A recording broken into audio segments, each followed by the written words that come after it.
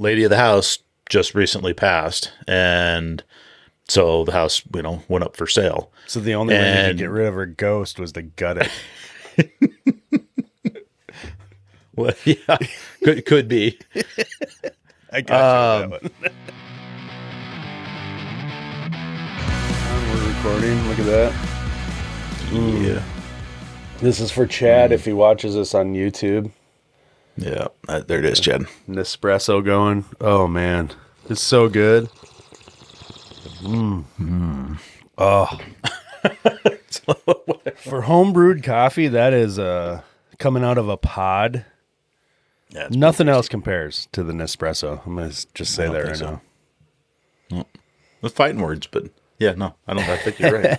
To the pod, like in the pod realm. Yeah, right. To the pod world. Yeah. Okay.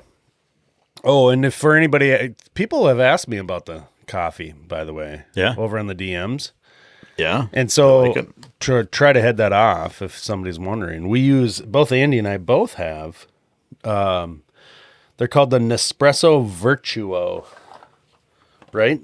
Virtuo? Yeah, Virtuo. And they're these like bigger pods that are not the little tiny Nespresso ones. Yeah. That doesn't help if you're listening audio. If you're watching YouTube version of this podcast, you could see me hold up the pod. But anyway, Nespresso. Chad loves it when we talk about our coffee machines because his oldest son gets all, you should buy one of those Nespresso machines. And he gets all bent out of shape. It's kind of fun. Anyway, enough about that. I love getting them going. Andy, you had a story. I do have a story. I stopped you mid-story. I don't even want to hear the rest of it until we hit record. Yeah. So we started one of our new construction projects, or our big remodel projects that we talked about a few weeks ago that we don't do, right? We don't do new construction. It's not the kind of work that we do. And well, to be fair, it sounds like it is a remodel job. It 100% is a remodel. It's an existing house they gutted it, right? 112-year-old house type thing. So old house, super cool place. Kind of in the university area. Nice. And small, right? Big footprint of the house, but small in terms of plumbing. So it's a kitchen and a bath and a half. Nice. Right? Yeah. There's a future bath in the basement that we're going to plumb, but we're not there yet. It's not a big thing, but there was a lot of demo to do. There's a lot of buried galvanized piping, and all of that's got to go. And that's what I was going to ask. Are they gutting the piping too? Like, are you starting from where it's stubbed into the house, or what? Yeah, basically we've got what I understand to be a 112-year-old galvanized water line coming in through the wall. It's crazy you guys the have shut-off valve, water lines. Yeah, the shut-off valve shut right off. Boop. Really? Almost drip tight. Oh, it's kind of crazy. That's crazy. I just had a box of those brass gate valve that wouldn't shut for the other day, and it's probably 20 years old. Right. So I was like, I wonder if we could order a box of those valves. Those are pretty nice. No, don't. No, you can't. Well, first of all, you'll never get them on the pipe, so. Right. Okay, so you're repiping completely. It's a gut job on this house. Gut job. 90-year-old plumbing is going. Yeah. What is the waste? The waste is galvanized too? No, waste was 4-inch cast iron. Okay. Heavy service weight, just hub and spigot. Port jump, bell and spigot, yeah. And so the excavation contractor here a month and a half ago, when I first looked at the job, was running a new line up and into the garage. And so the sewer line goes into this like earthen berm garage. It's like this house is like built on the hillside. Okay. So the garage is under the yard, right? Like there's dirt over it. Yeah, it's kind of gross. It's kind of weird. Probably wet all the time. Yeah, super damp. Anyway, so they had saw cut the floor into the garage area, and that's where we're going to pick up. Basically, we're going to put a clean out in there. That'll be our house clean out. That'd be front main. Yep. And so we'll take off from there and bring 4-inch into the house, and then as soon as we get inside the foundation, we'll drop to 3-inch. I was going to say, do you need 4-inch? Can it just be 3-inch? Yeah. Yeah, we just got to be inside the foundation. before we can drop to 3-inch. Interesting. Okay. Yeah. I'm not sure the logic's behind that code, but like our water lines now, even if we need 3/4, we have to have 1-inch coming in. I think it has to do with future. So like, I think so. If you had 3-inch out, then technically because of sizing, the code would say it would not approve for an additional bathroom. Yeah. That's my take on it. As you know, too, I'm not telling you think that. you're You know right. that. Yeah. Anyway, so regut. So you're coming in from the new garage stuff, the sewer coming into the garage now. Is that like opposite? It doesn't matter anyway, I guess. Yeah, I mean, kind of you're all opposite new. sides of the basement. There's probably, I don't know, 65 feet or so, 70 feet of saw cut that we're going to need to cut across the basement and then to a floor drain to the mechanical room and to this future bathroom. There's a fair Sounds bit like a of saw large cut. house, but you said it's only a 1.5 bath. It is. It's a big house. I think it's what, 1, 2, 3, 4, 5 bedrooms And they're one and a putting half one bath. and a half bath? Well, that's what's in the existing upstairs. So it's gutted, but existing walls are staying, if that makes sense. Like wall finishes are coming off. They're a future bathroom that's probably going to happen next summer once they finish upstairs in the basement. Well, let me ask you this. If you're looking for a house to buy, and let's say this house is in your price range, okay? Let's just assume all the good things about it. Yep. And you get down further on the listing while you're looking at it on your phone while you're sitting there drinking your morning coffee on the pot. Yeah. And you see that it has a 1.5 bath, but it's a 5-bedroom house and it's, 3,200 square feet or something. Yep. You're gonna bite on that, right? Because it's 1.5 bath. That's all you need. No, I'm scrolling. I'm like, I wonder where we can put the third bath, or the real second bath. You know what I mean? Yep. I thought the same thing because right now I'm in, like I say, we got it gutted. There's a carpenter there, or a whole crew of carpenters. I mean, they're building all the custom cabinets. This isn't a typical cheap. No, this is not a budget flip. No, Ultimately, it's for not us, even an it's probably expensive flip if they're gutting it. It's going to be very expensive. No, I'm saying like it's not even just a flip. You know what I mean? Yeah, Like, right. No. Simply because they're gutting it. Yeah. Okay. So I keep interrupting.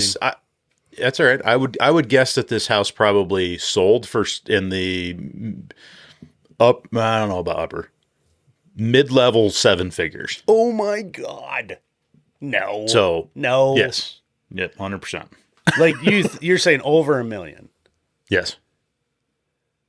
And they're gutting. Almost guaranteed that it did. I know. I mean, I know you know the market, but they're gonna gut it. They're gutting it, and they're still only okay. Man, I'm hung up on that, but I'll tell you what, it seems like a hang up to me. Right. Well, and so the story behind the house is built in the like 1900s, early 1900. Yeah. The family that lived there has lived there, I think, since like 38.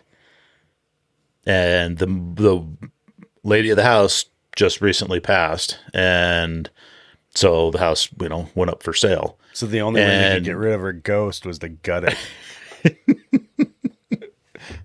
Well, yeah, could be. I got you with that one. I know. Old man, Yeah, Rickett so- would have got so- away with it if it weren't for you medley You kids. pesky kids. Yeah. So you're right on the money. 3,200 square feet. I just Zillowed this thing. Yeah. 3,200 square feet, 4-bedroom. I was off on the bedroom count. One must be not legal. 2 bath, 1.2 million. So anyway, Yikes. and what is the date you're built? Let's see if it says on here. Thanks, California. Yeah, right. Anybody that knows. If you know, you know. Anyway, yeah. So, I mean, it's a super cool location. It's in the university district. I mean, it's a couple blocks from university. So everything in that area gets like a $500,000 add-on just because. I know what you mean. I know what you mean. There's a couple neighborhoods like that here that are, you just, Right. you want to live there. You got to pull out the checkbook. Yep. So anyway, I don't know what they paid for it, but they got, I'm sure it was in that range. So we're going to do this gut. And so for a week, I'm like, hey, I went over a week ago. Basically, let's say I went over 8 days previously to do a walkthrough, and the builder got hung up. I couldn't meet with him there. I walked through the house. I'm like, all right, well, I think we need to do this, that, and the other. We need to cut from here to here. I know that. So I marked out a few places where I knew we needed to cut, but I didn't know where this future bathroom was going to go, right? Okay. Wasn't sure if the laundry was staying in the same place. Are we getting 2 sinks in the full bath instead of one? There was like a 7-foot vanity in there that had 1 sink in the corner. It's just It's just a weird layout. Huh? Yeah. Yeah. It had like a mid-80s partial remodel on some of it. Perfect. This is the type of house that at one point probably had a butler's entry, right? Okay. Like it's a kind of a cool old house. Yeah. Plaster and everything in there. Yep. Sure. Lots of plaster, lots of asbestos. That's all gone now. Tastes so good though. Yep. Put it on my cereal. But coal chutes still in the basement. Coal bins still got 10 or 12 wheelbarrow loads of coal in it. And seriously? Still has coal in it. Still has coal sitting in it. Is it a boiler or a furnace? Was a furnace. Gravity forced air or gravity hot water. Gravity hot air, not hot water. Was it a big snowman? I don't know what was in there. It's gone. It's been replaced by a forced air unit. Yeah, in the in the 80s. Yeah. I would guess there's an old Lennox in there that clearly was not original. Weighs 1,800 pounds. Yeah, exactly. Still runs. Yeah. So I go over, let's say 8 days ago, whatever. I go over and mark out the floor. I got all these questions, and I'm like, I call Bill here. I'm like, hey, I need to know this. I need to know that. Okay. We'll figure that out. We'll figure it out. So end of the week, last week, I call him again. I'm like, hey, I still didn't hear from you. I was going to arrange the concrete guy, but now I can't because it's too late, right? Like we're starting on Tuesday, so you guys are going to have to deal with concrete. Okay. I would, just it needs to be dealt with. I was going to call and arrange it, but now it's on you. And we had excluded it, so it was not in our contract, but it was just one of those things that was like, well, I mean, it's for us. I'll call and talk to the concrete guys about what we're going and, get it set up. Well, yesterday morning rolls around and, we show up on, well, I guess let me back up one day from that. The day afternoon before, I call the builder and I'm like, hey, what's the story on the concrete? Is it already cut? Because I didn't finish marking it out. No, we're going to cut it. Going. Yeah. He's like, we're going to cut it tonight and then we'll wrap up in the morning. And I was like, oh, okay, that's fine. I mean, guess, do you need me to come mark anything out? Oh no, I think we got to figure it out. I'm like, all right, perfect. And so we show up there yesterday morning and concrete's not cut. And I'm like, why would it be? Come on. I got 4 guys on this job, Yeah. For 4 days. We're going to rough this thing in and be inspected on Friday. Which includes taking out old plumbing and everything like that. Yeah. Okay. Yeah. And, and it's going to be like ready to drywall. And, so I'm a little irritated. And so I'm standing there and I'm like, yeah, it's not too bad in the basement. He's been cutting since who knows what time, 7 or something like that. And he's got this gas powered still saw sitting in the basement, and he's got, the doors open and fans in the windows and stuff like that. And it's a vacant house, right? It's gutted. And so anyway, he's doing his thing, and it wasn't, you could smell that somebody had been running a 2-stroke saw down there, but it wasn't like gassy. Okay. And so we walk upstairs and I'm like, woof, it's all closed up upstairs. So I'm like, all right, well, let's get this place opened up, so I think Miles and I were there. I don't think Rob had gotten there quite yet. And so we started opening the house up and whatever. I mean, the day's going on, right? We're starting to do demo. He's still monkeying around with the saw in the basement, and it's pretty quick. It's not Right. I mean, Miles has got his little personal CO detector on his hip. Thing's going off. I'm like, we got to get that. We're out, you know. Is This the dude stupid. okay downstairs? Well, yeah. So that's the thing. And so we go downstairs and, you know, all three of us have monitors going off. And Tristan's on his way, right? You know, because he had a service call. And I'm like, this is just stupid. You know, somebody's going to get hurt. I don't even want to be here, you know. Yeah. For various reasons. I mean, the demo's going good. I was super excited about getting started on it. So it wasn't like I didn't want to do the work. And so I go downstairs and the guy's like, yeah, man, it's going to take me a couple hours to cut this concrete. I'm like, well, I know it will because Yeah, you should have I've did been it there. 3 days ago. Yeah. I mean, or we should have had the concrete company do it. Right. And he's like, well, your guys' alarms are going off. He goes, what's that mean? I'm like, that it's, you know, there's carbon monoxide in the building. It's Yeah, not you good. should not be breathing this. You shit. shouldn't be here. Yeah. And it's probably way worse where you're at because you're standing at the end of the saw. And I'm like, you got to figure out more ventilation and whatever. And so he's like, well, what time are you guys going to break for lunch? And it was like 11:30 or something. I'm like, we'll go right now. We're going to take a long lunch. We'll go. We got enough demo done and enough Yeah. laid out that we can go sit around a table at a restaurant somewhere and scratch out a material list for everything we're going to need. And we'll do that. You know, we'll draw up a little plan and talk about how we're going to. Dude's going to fall over dead in the basement while you're gone because you know he ain't going to stop. Yeah. And right. And I was like, you guys got to figure something else out because this isn't working, but we're not staying, Yeah. you know, we'll be back after lunch. And Yep. there's 3 or 4 other carpenters there. There's other people there. And I'm like, but this is not cool, you know? And so I said, but we're out, you know? And anyway, we go do lunch, probably hour and a half for lunch, right? You know, just sit around. Yeah. We're kind of BSing. Went Right. to a little local taco shop and had a soda. And, you know, we scratched everything out on a notepad and kind of drew up an isometric of, you know, how we were going to get everything connected. And we go back to the job and dude's standing in the driveway and I'm like, are y'all done? And he's like, you know, it's kind of He's like, I don't feel so good. chipper. And he's like, yeah, I didn't get it. I was like, you okay? You know, by that No, time I'm he like ain't okay. face to face with him and he's just sheet white. And Yeah. I'm like, you good? And he's like, no, not really. He goes, I was down there sawing and then I kind of, Oh, like, dude's got sat CO down. poisoning. I've done this. Yeah, I've done he's this like, myself, dude. yeah, he's like, I don't even have to hear the rest of the story. I know. He goes, I'm sawing. And then I just sat down. Yep. And he goes, I don't know how long I was sitting there. Nope. And then I was like, yep. And you wouldn't. I said, you were right there at, I'm dead. Yeah. So I've done this. I've talked about it on the podcast before. I was working on a upper rough-in on a slab it was a warehouse building and it was in the office space. So slab, I was doing the upper, steel studs, concrete's poured.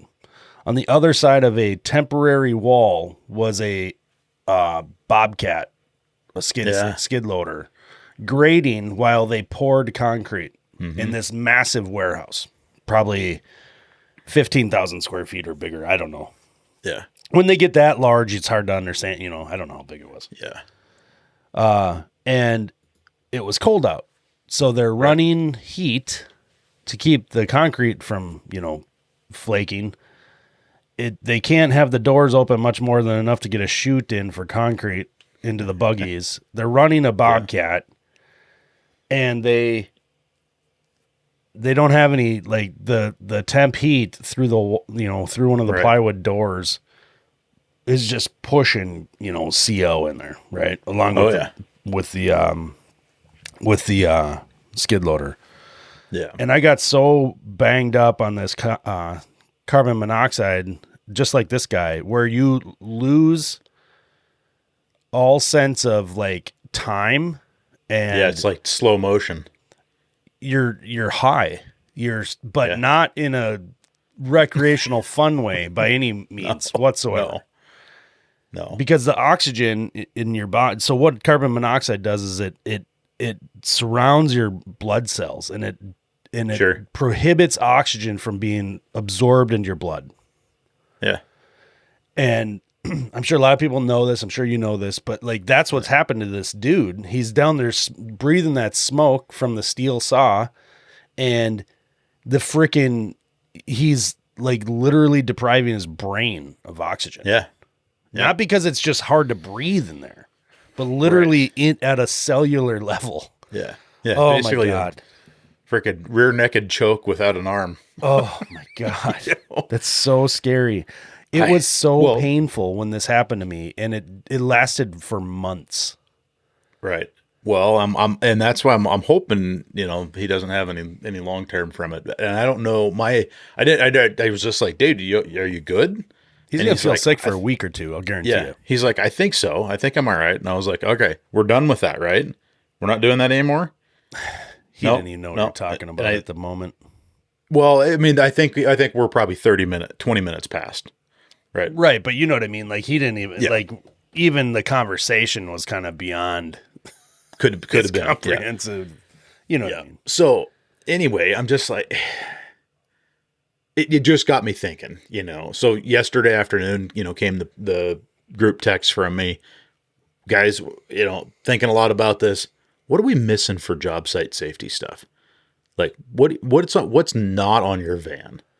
Is there anything that you on the day-to-day go, I should probably have that, Do you need more earplugs? Do you need more safety glasses? Do you need, over-the-ear protection? What do you have on your van? What are you missing?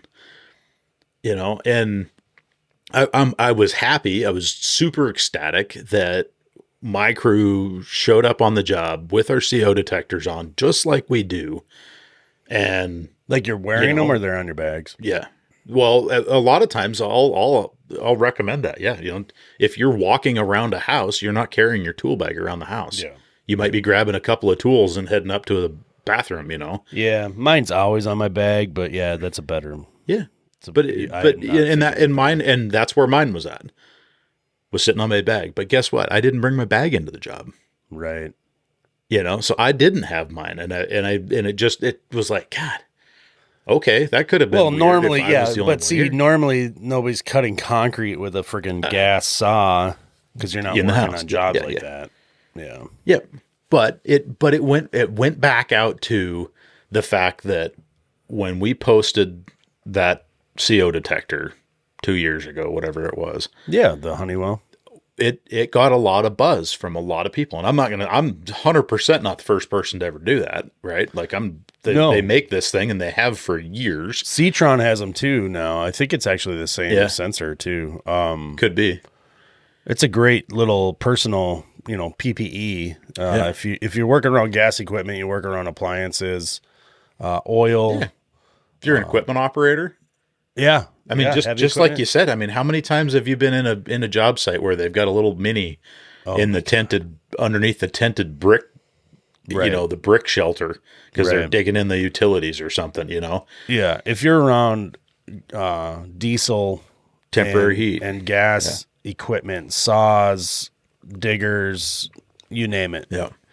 Trowels, power trowels, stuff like that. Trowels. Those are almost jumping always jack. Combustion engines, compactors. Right? Yeah. And so if they're indoors and you're even just adjacent, like I was in a separate part of the building, you would think that in the part of the building I was in had a heating system operational, right? Yeah. Just a rooftop unit, duct work. I was water piping. I was waste and vent in the walls, that kind of thing. So, and separated by maybe it was maybe it was a standard wall. I don't remember. But anyway, if you're working around that, these personal CO monitors are an absolute must, in my opinion. Yeah. Because that carbon monoxide, it'll kill you. And the problem is when you get the poison, you get to the point in which you're poisoned by it or on the brink of it, you start to lose. The reason why people die is because it takes over and you pass out. Yep. I don't care how strong that's what he said. He sat down or whatever, Yeah. He sat down not because he was tired. He sat down because he physically probably couldn't stand any longer. Yeah. Well, that's the thing too. A lot of people, like a lot of young guys might, if they took the time to listen to what we're talking about and they start thinking about it, some of them might go the route of like, I'm fit. I'm super, I'm strong, I'm agile, all these things, right? Athletic, Yeah. whatever I'm trying to say. You know what I'm saying? Carbon monoxide, don't care. It doesn't care. And by the way, the more physical you are, the kind of work you're doing, the higher likelihood that this is going to affect you in a sooner Yeah. and in a more dangerous way. Does that make sense? Like, Yeah.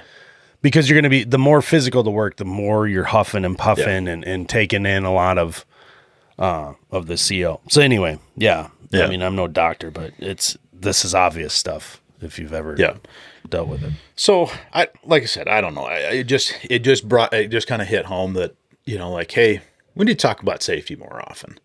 You should, dude. There's so much and you guys, nobody wants to. No, nobody wants to, but well, first of all, you guys are union. You have access to a lot of great information that's already just out there for you. So you probably could get your hands on some toolbox talk kind of stuff.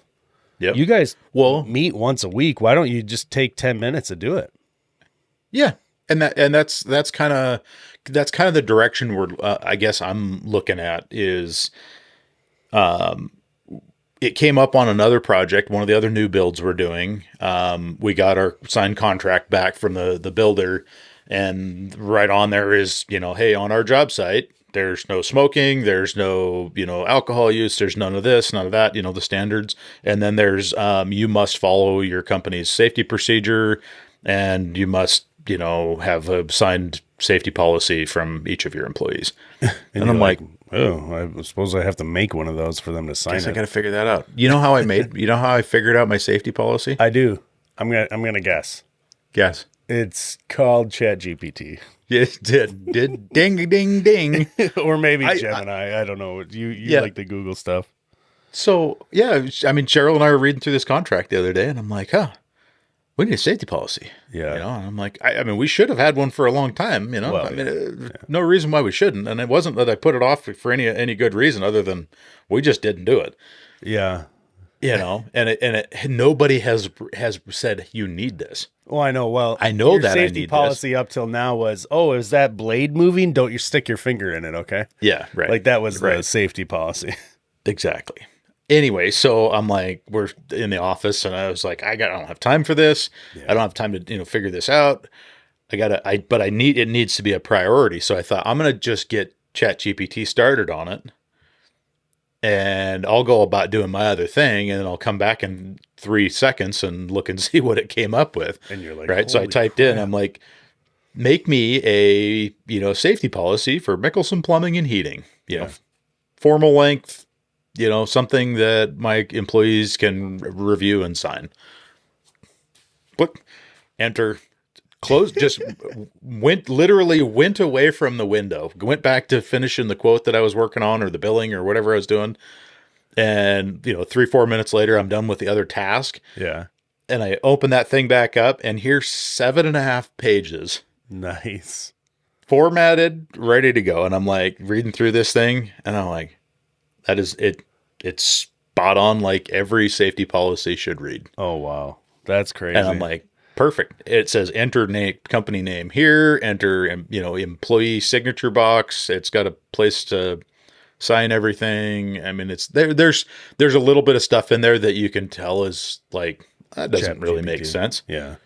Yeah. So, I mean, we cleaned up a couple of things. I'm going to hand it out to the guys tomorrow and say, hey, will you take a look at this, read it, let me know what it's missing, or what you go, this is stupid. Because I don't want this to be a like, here's a new rule. Well, but there's nothing wrong with having rules, and eventually they're going to be there. So, yep. Yeah. So anyway, that's.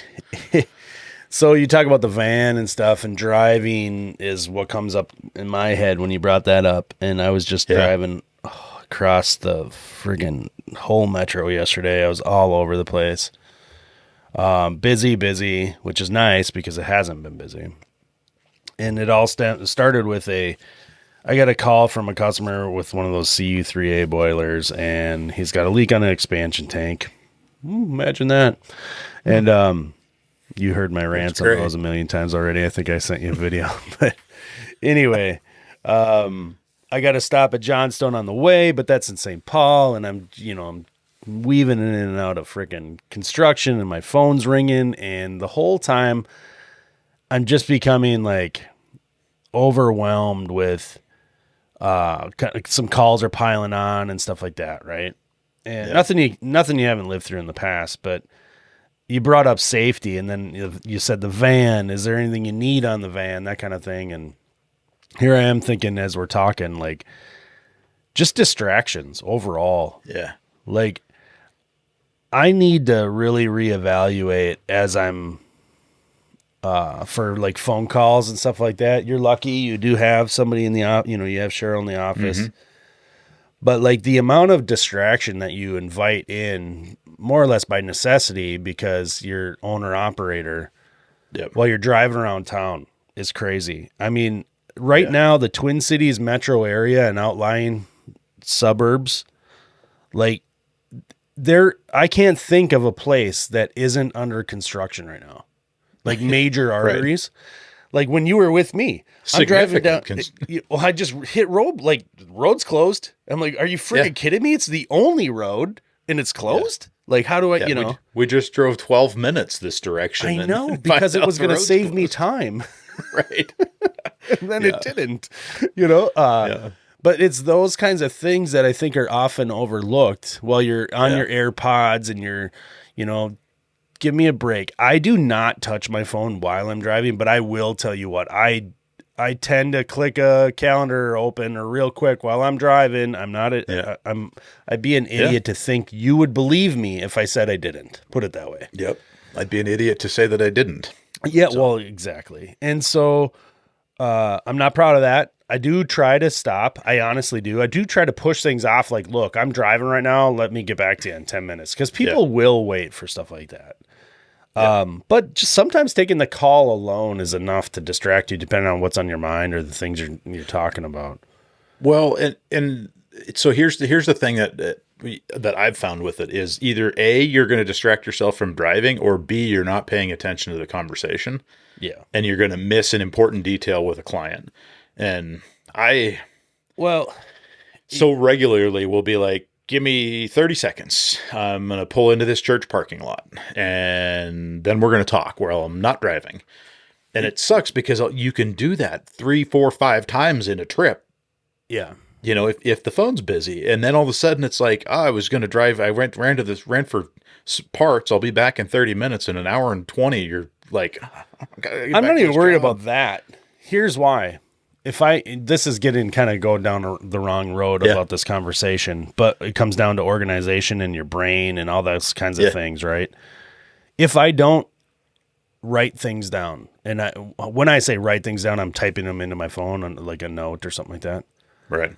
If I don't do that, because I didn't pull over and take the time to do it, then I may as well crash on the side of the road because I'm going to forget it. I'm going to be distracted and it won't get done. And that's kind of a blanket statement for like, I'll forget I talked to the person. That's the way my brain is. I have 13 things I'm already thinking about. Yeah. And this rando convo came in. Like at least I know enough to know that I'm not good enough at remembering that kind of stuff reliably. I will remember it as I'm driving to the job tomorrow and I go, oh, that's right. I was supposed to call the dude. I'm supposed to be there in 2 hours. Or the classic, you get the text from the customer, hey, what time were you planning to come today? And you talk to him like it's Monday and you talk to him Friday and you never wrote it down, Yeah. That kind of thing. So yeah, it is tied to safety. Like you say, take 30 seconds and pull over. And then then there's that other side of it. Like I said, kind of going down the wrong road with this convo, but like, I won't remember. So I do have to, like, it's twofold for me. I got to do it for safety purposes, but also if I don't write it down, take the time to be safe and do it properly, then I'm going to forget. The other thing too is driving around, all the service contractors out there listening know what I'm going to say or know what I'm saying when I say you see everything. You're sitting up high in these vans and you have a different vantage point. You're like kind of like the truckers out there. They see everybody because they're up high and you can see everybody's on their phone. I don't care if you think you're safe. You're not. You're not. And be real with yourself too, by the way. I'm going to kind of admonish anybody that does this because it drives me freaking nuts. I used to do it. I used to text. I used to look at my phone while I'm driving years and years ago. Yeah. They've finally made it a law here, and I'm just scared enough of the government that I followed the law, and thankfully so. Now I advocate for it. If you're touching your phone, like if you're looking at your phone and you're Snapchatting, Instagram, whatever it is, you're an idiot. You're a total moron. I see it all day long. And I said, yes, I touch my phone. Look, I am an idiot too. But there are people that that's how they drive. Yeah. I would say that, one of the biggest difference between, and not that I'm like saying, oh, it's okay. But one of the large differences is that you and I, for sure, because I've ridden in your van, you've ridden in mine. We both have a phone mount, something that's there. I'm not holding my phone in front of the steering wheel. Yeah, no. Trying to do this, it's at a location where it doesn't make it okay to be on. Doesn't right. But it's the variant or the difference between that and somebody sitting there propping the phone up on the steering wheel while they're driving with a knee. It's constant, dude. Cheryl gets after me all the time because I'm driving around in a van that's got my phone number and our business name on the side of it. I'll honk at people and like freaking it drives and I shouldn't.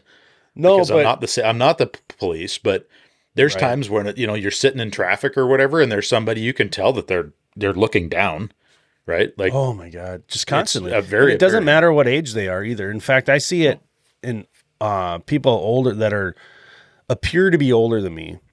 Yeah. I see that constantly. And it seems as if it's even more and more and more. Like, how is it that people in 2024 are still under the mindset like it's like you can't go with the distance of the drive without looking like I know it's an addiction. Like, get it under control, friggin' Kevin. You know what I mean? Like, what the hell, dude? Like, I don't know. Sorry.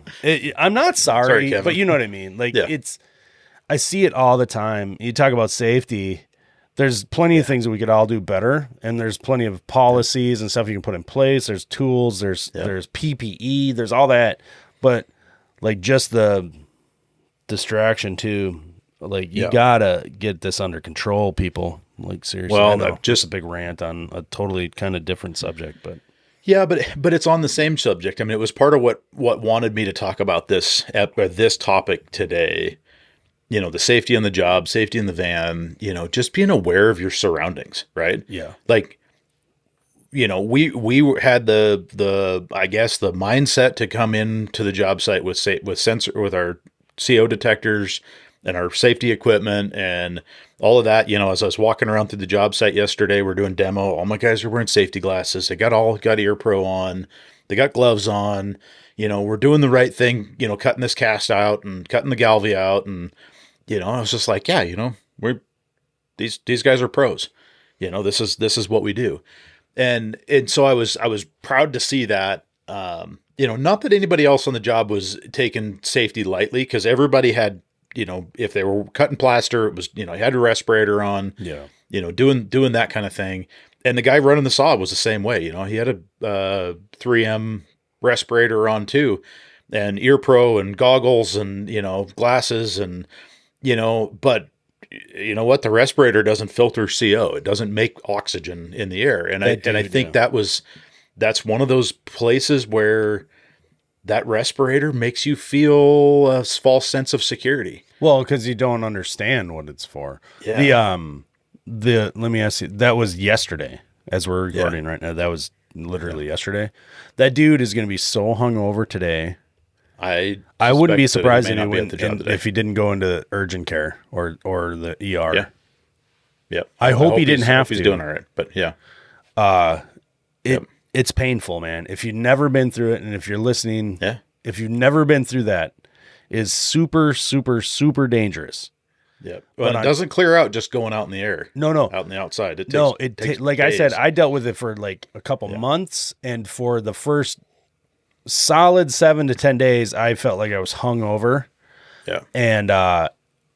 And like the headaches and the body aches and oh my God, seriously. Yeah. It's so painful. Yeah. Oh, okay. Let's gonna wrap bring- it.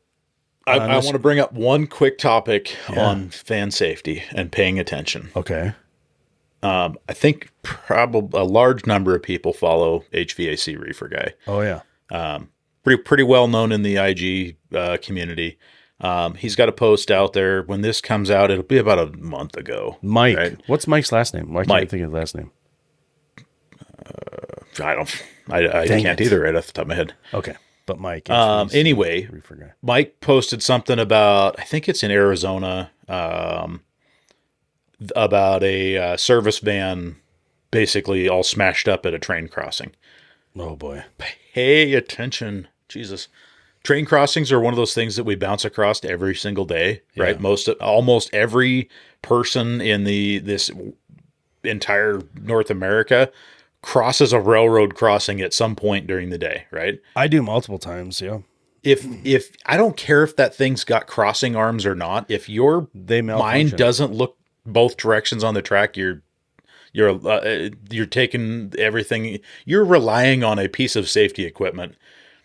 It's not very basically intelligent. It's a switch down the tracks that has to be, you know. What if I know this?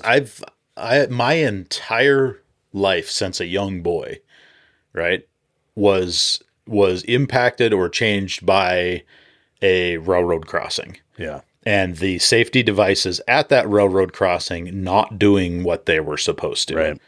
Right. It resulted in an accident that involved my father and a fire truck. Yep. And you know what? It just, you pay attention, and Absolutely. my dad's accident was not that. It was a whole different scenario, but it was somebody altered with the way that the safety devices and the warning devices work. And Yikes. therefore in the middle of the night with a train that has the headlights off, you don't see that. No. So- they're kind of dangerous. Yeah. So anyway, pay attention when you're crossing the tracks. Look I agree. both ways. Absolutely. All right, dude. It's easy. Hey, everybody. Email us your ideas. DM us over on Instagram. You can do all that very quickly. You can even send us a text message. We try to make it as easy as possible. Open up your podcast app that you're listening to us on. If you're on YouTube, do it right in the comments. But just send us a message. Tell us what you like, you dislike, what you want to hear about. I really do appreciate your feedback. If you can, give us a rating. We haven't asked for that for a while, but on the podcast apps, we rely on those ratings for people to help find us or listen to us or whatever. Yep. If you find this at all interesting or entertaining or totally outrageous, tell all your friends about it. Yep. On a quick side note there, for the CO detectors that Eric and I are using, there'll be a link in the show notes. Okay. You got to remind me though. Yep. Or you got to put it in there. Right there. All I right. already put the link in the notes. Nice. All right, dude. See ya. See ya.